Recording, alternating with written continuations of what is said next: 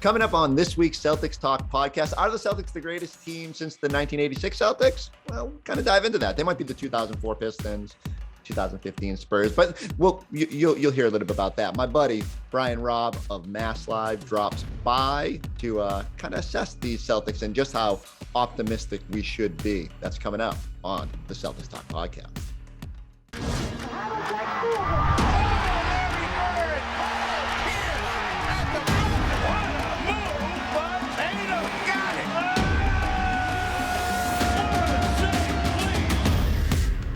All right, B-Rob.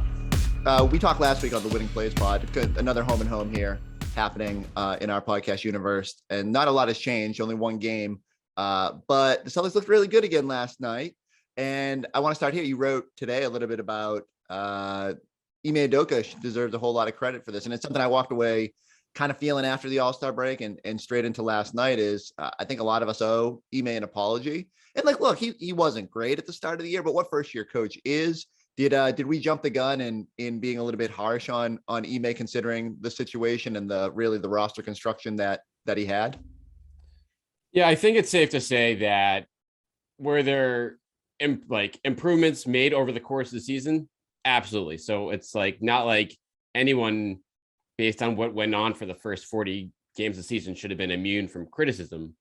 But at the same time, I think, perhaps both of us and many others may have just stretch the fact of how much Ime's, tactics or just moves or non-moves kind of played into those struggles. And I think now what seemed clear back then, but now is, crystal clear is the fact that there was never a question of buy-in from the entire roster throughout the lows. And that I think there is, he gets credit for that, for keeping that group together through some pretty dark times, I'd say. And, especially in those fourth quarters.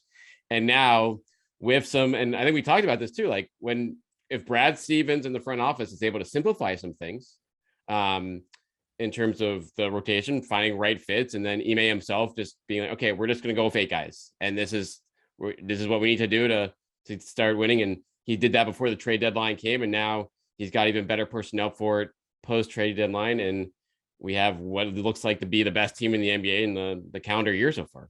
It's just wild to me because I'm sure if we can go back and find the Celtics talk from probably January 7th, the day after the next game, it was probably a really low point. And, I don't think Ime is immune from criticism, but I did say I tried to temper everything. I hope I did. I have to go back and sort of listen and check myself here. But one of the things I kept going back to was Brad Stevens, who I think is a very good basketball coach, could not get mostly this group to correct a lot of their errant ways end of last season, or really over the past 2 years. Was it fair to expect Ime Udoka to show up and within 3 months have this thing cleaned up? What's crazy is he might have actually cleaned this thing up in 3 months. And now, again, there was bad, out the gates. They just didn't get his defensive system. They had to make tweaks there. Offensively, they certainly took longer than necessary to kind of buy into this ball movement and everything. But maybe it's just a product of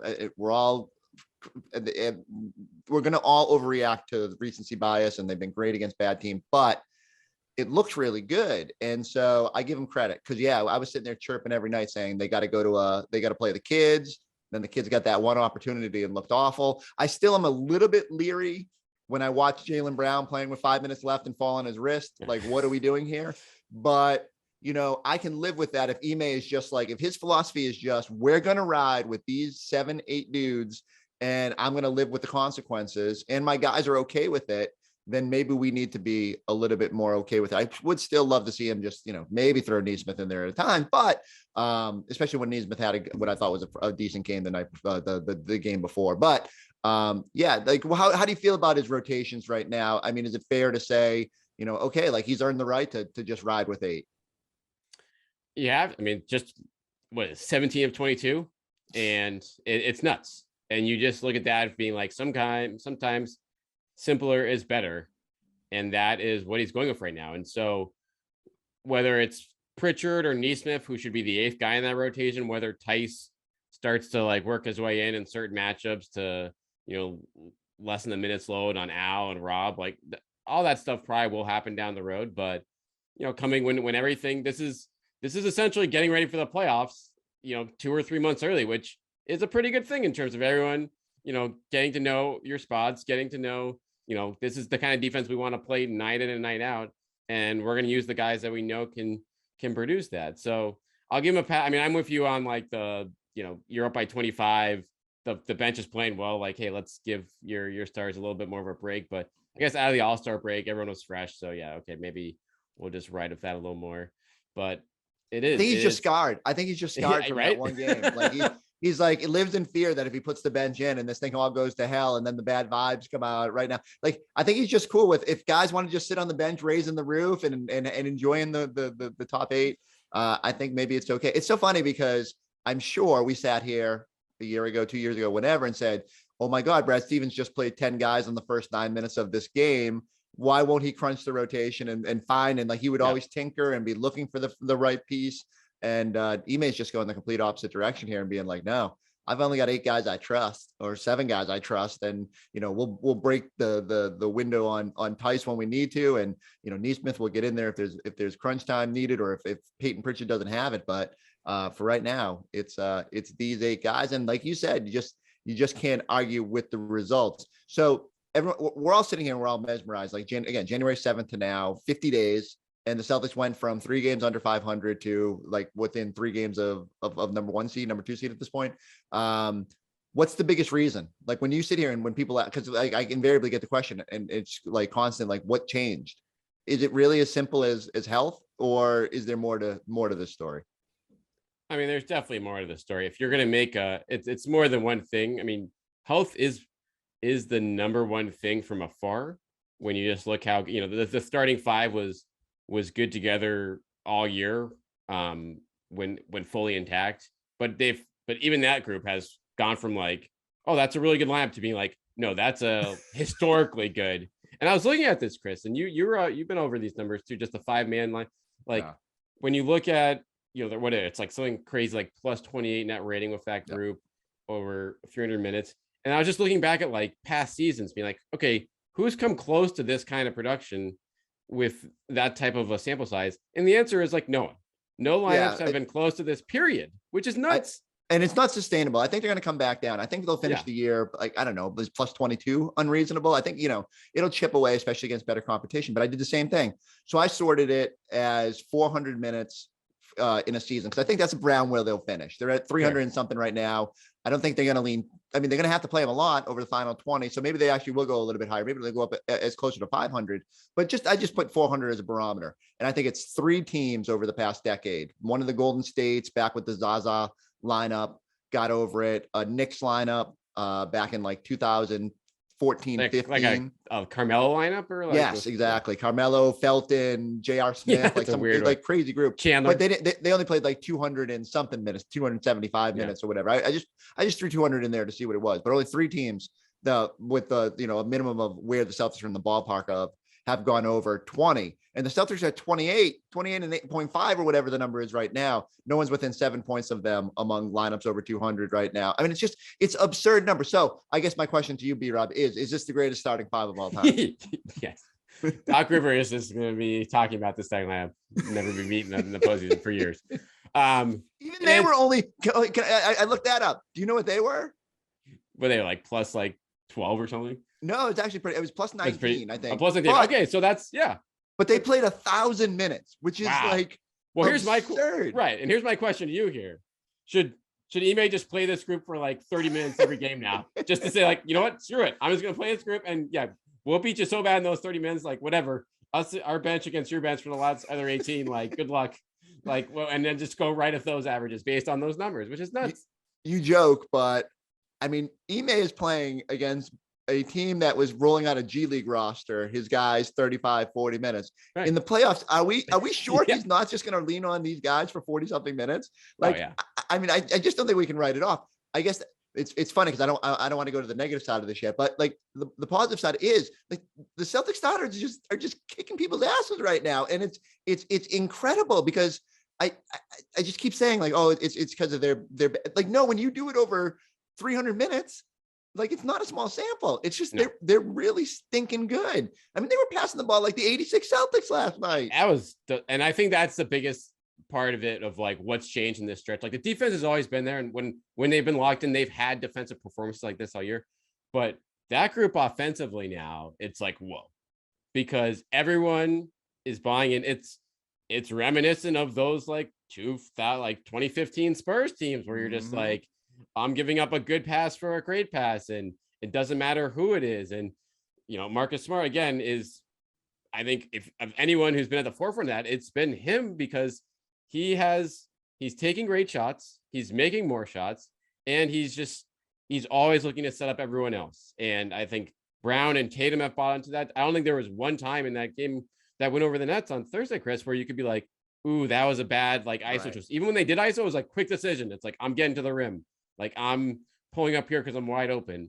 And when that all comes into play, and you have Al Horford again drinking from the fountain of youth from early in the season, him getting back to where he was in those first 20, 30 games, it's scary, because it's hard to find a weak spot in that group when they're rolling like that. I don't want to put too much hyperbole on this, but I figured out what they are. So you take the 86 Celtics, yeah, the 2004 Pistons, yep, and the 2015 Spurs, and if you could put them in a blender, you would have the last 50 days of the 2021-22 Boston Celtics, which is all we've ever been asking around here. We don't have much in terms of ask, but no, it is wild. Like I've just been kind of like for the last probably 49 days I've wanted to fixate on the defense because it's been so good, and like the fact that starting group since January 7th, I think it is now allowing 84.1 points per 100 possessions or something like that.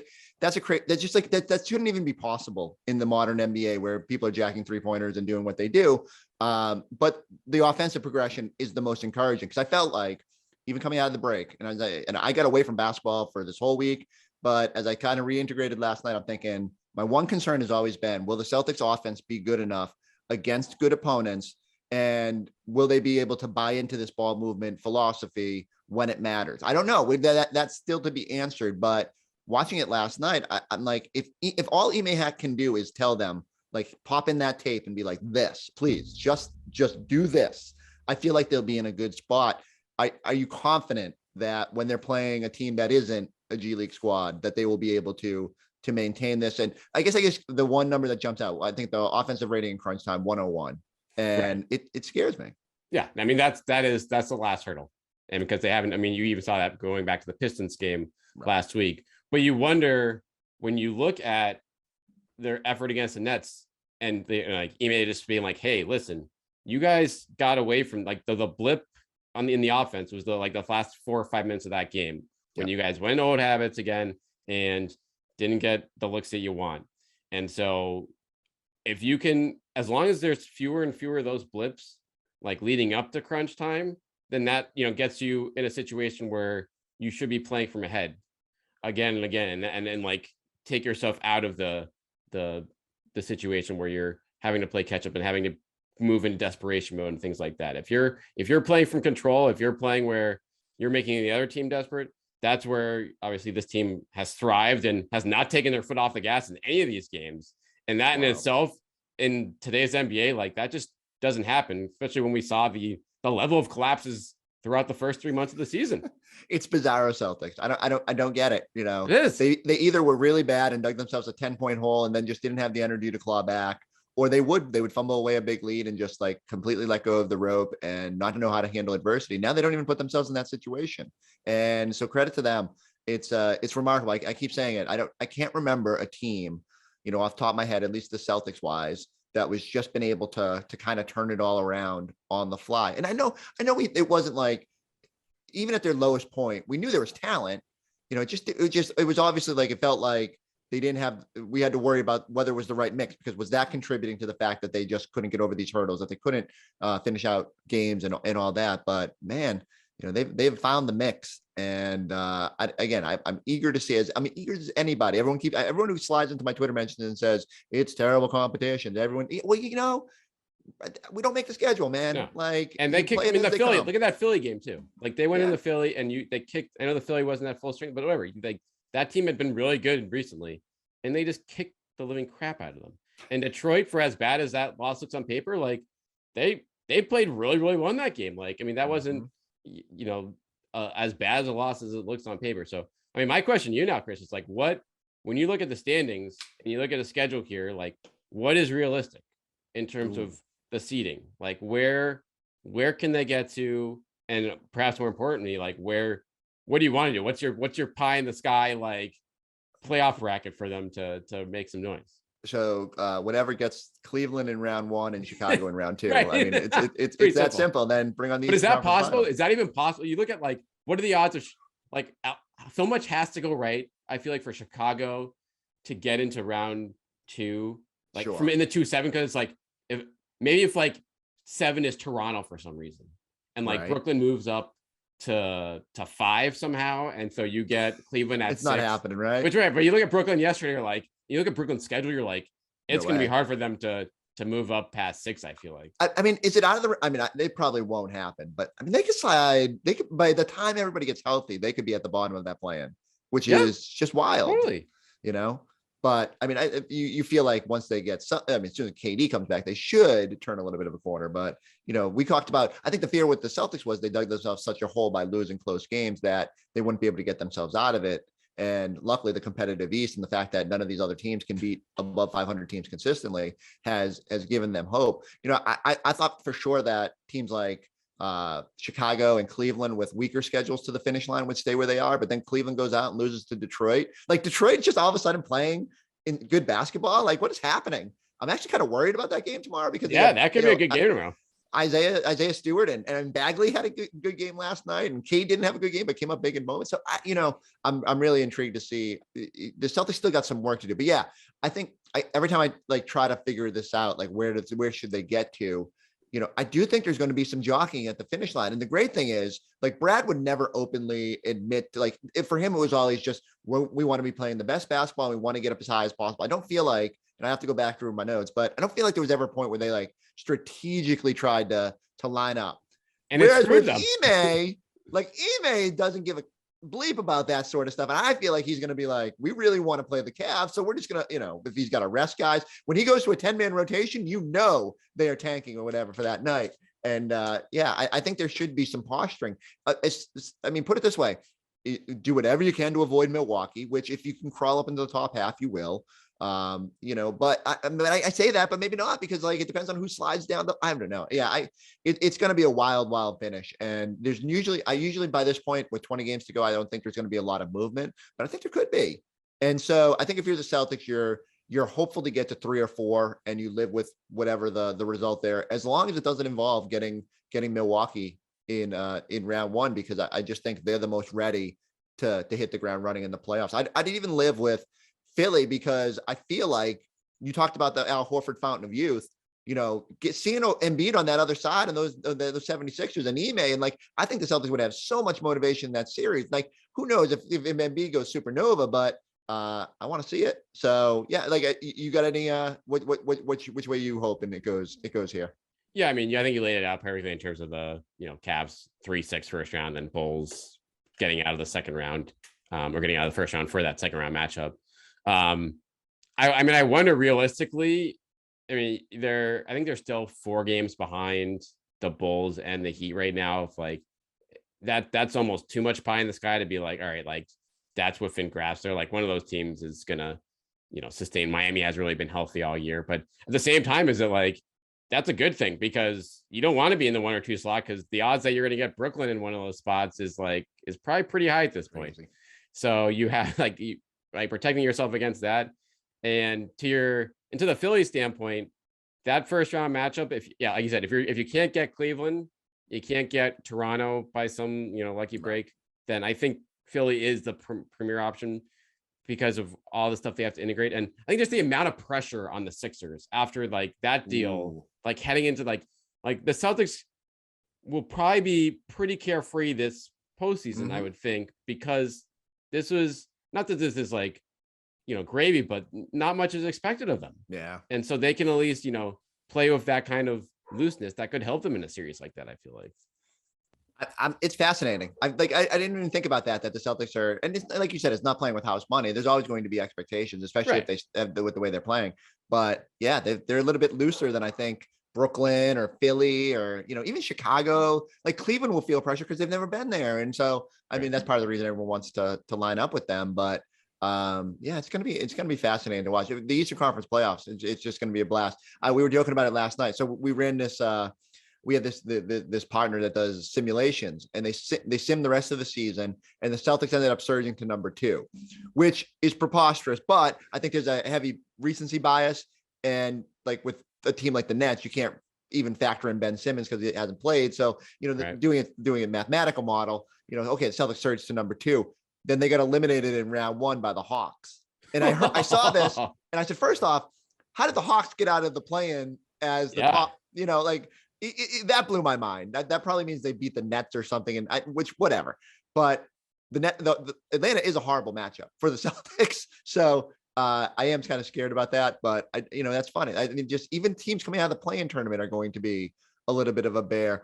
You're sitting there like Miami doesn't play Toronto well. So what happens if Toronto comes out of the bottom half of the losers bracket and they get Miami in round 1? All of a sudden Miami's like, oh, come on. So it could be fun. And so much of it is going to be based on matchups. It's just refreshing that we're actually talking about, for so long we were like, Celtics going to be back in the play-in tournament. Is it even worth it? I know for sure I said that they needed to consider going backwards after that Knicks loss, but now we're talking about getting up to the 2 seed. It's like, it's just a wild swing of emotions so far.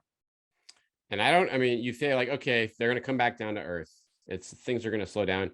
You look at the schedule and you're like, I don't know. Like you have this road trip in Detroit, Indy this weekend. A sweep there is obviously very much in play. And then you play some tough opponents, but pretty much most of them are at home. Yeah. And you only have one more real tough road trip out west. And you have one in the final week of the season, which would be really tough. But who knows what's going on there when you have to face Chicago, Milwaukee, and Memphis? Like, good point. If those teams are locked into seeds at that point, or whatever, or maybe you want to lose at that point, based like we talked about with the standings. So the Celtics, you'd think like when you see 6 or 7 weeks of this sustained, it's just even if you slow down on one end of the ball, you're still playing that much better than the rest of the league at this point, where I think that, I'd be shocked right now if they don't have a first round series opening at home, just based on how they're going. Wow. Who would have thought that? 50 days would make quite a difference. All right. A couple quick hitter things I want to get to. One, this is sad. I was on vacation. They signed 2 guys. So I haven't even figured out like which of the 2 new guys is who, but the bench vibes last night were awesome. Cornette was like doing some raise the roof stuff. He's just the right path, because everyone keeps telling me they need to go get other like name buyout guys that Ime can trust. I think I'm just cool if they got the Theo Pinson type support club on the bench who just, and kind of get a look at all these guys. Bring Joe Johnson back. Just bring him back for morale, for veteran leadership. I think he's playing for Team USA right now. Yeah, I was gonna say. Yeah, I think it's right. Yeah, it does. From just talking to people, it doesn't sound like any more prominent names is going to hit the market. So at this point, I'd say use one on a vet to whisper in Tatum and Brown's ear. And then the other guys just find the best developmental projects, whoever that is. And guys that give them the option for next year. So if they tear up in summer league, find your next Javonte Green or whoever. Yep.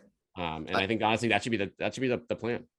I love that path. I think I told you online, just go find your best G League power forward, and he's probably not going to play, but whatever. It's probably a position of need moving forward. Like just find a guy and see if you got something, and hope that just getting into the system over the summer. If nothing else, he's probably more likely to go to your G League team next year and be a 2-way guy or whatever. At least you can start thinking about kind of long-term planning with those. Can we complain about the Javonte Green trade one more second though here? Yeah, no, that's fine. Bring him up. We're still salty about it. I mean, he would be. Can you imagine him on this team as like the 8th or 9th guy, like defensively? He's sort of perfect, right? I don't know what he's shooting from 3 this year, but just like 36% from 3 this year. I think the one I'm still most mad about is it's so funny how how quickly we can get negative on this podcast. Garrison Matthews just showed up on one of those like value added players lists. Yeah. That someone tweeted, and I was like, I'm going to get a phone call now, but I still say that would have been nice to have just a little bit more shooting on that bench. And in hindsight, I get it. He probably wouldn't have played all that stuff, but I'd rather be developing that guy and having a long-term future with that. But hey, you win some, you lose some. Taco Fall, I think, had a big dunk the other night, and everyone's already telling me that was they good. I should saw go. that one. Yeah. Yeah. So I if you're talking about vibes, I'm fine with it. Great. They're blowing teams out too, so there could be ample Taco time. Would I rather have Taco or Luke Cornett out there? Like, whatever you want to do. Luke Cornett's earned it after being a good soldier. They have a two-way slot open too. Yeah. Oh, that's right. I don't know if Taco's eligible for it now, but if nothing else, like, slide him in there if you got no other better plans. I'm sorry, you were saying you had a JT question.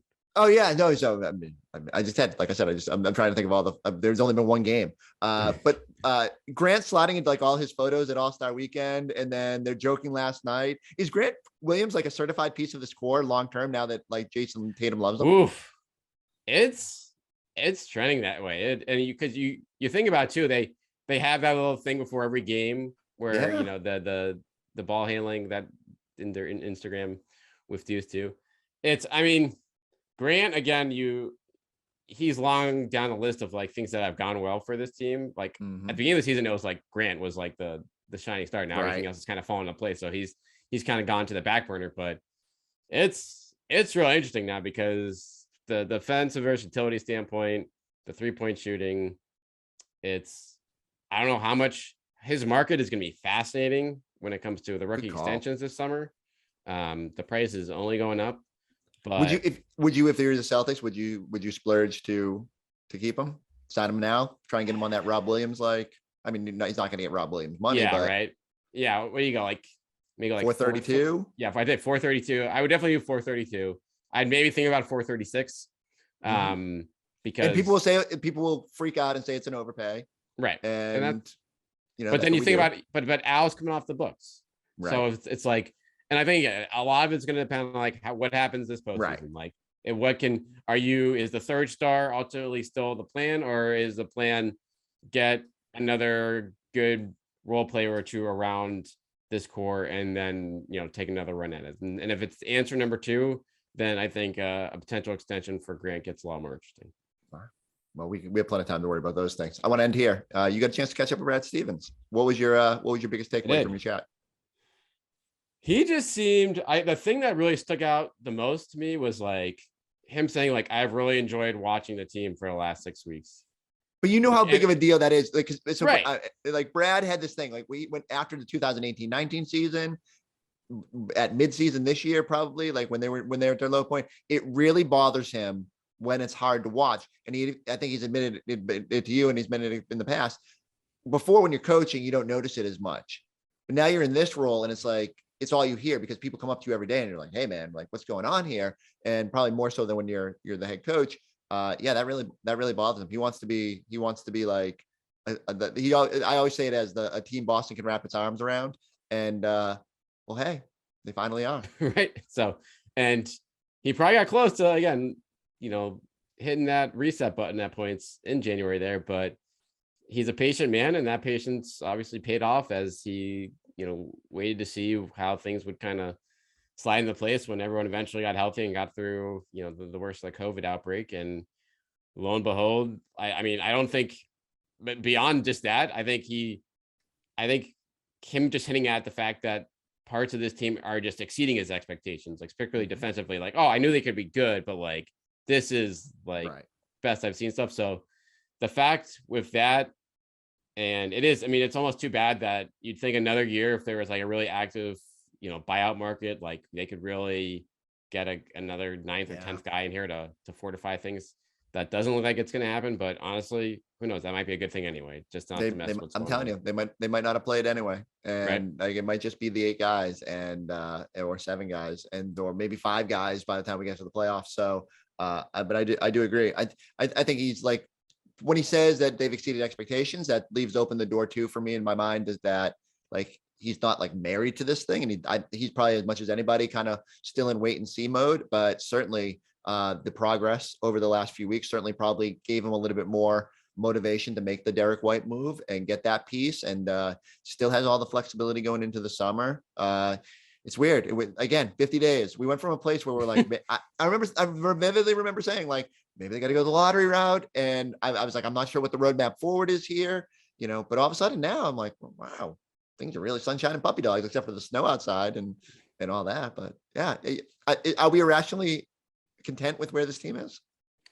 I don't think I mean, if you're going negative at all, like right now, it's like, it's almost impossible to I looked at after 3 quarters last night. I was like, literally every single player has played well in this game. Like you couldn't even point to like, like they let the Nets get the lead down to 15 at one point. Like, oh, what are they doing? No, like they're not even allowing like, runs that go beyond like 5-0 or 6-0 in these dominant road victories.